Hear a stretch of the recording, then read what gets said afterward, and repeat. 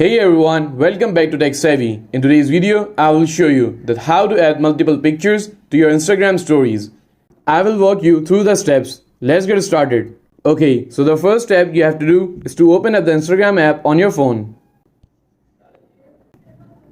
And once you are here, swipe left to go to the story section. Okay, so now simply click a picture or select any picture from your gallery. Okay, so now tap on the sticker icon at the top of the screen and simply select the photo sticker. This will open up your gallery. Okay, so now choose any photo from your gallery. You can resize and reposition the photo by pinching and dragging it on the screen. Repeat this process to add as many photos as you want.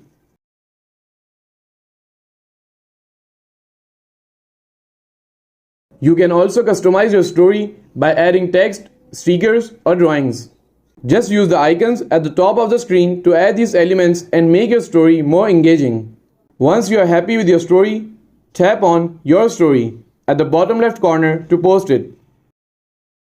And that's it. You have successfully added multiple pictures to your Instagram stories. If you found this video helpful, please give it a thumbs up and don't forget to subscribe to Tech Savvy for more helpful content.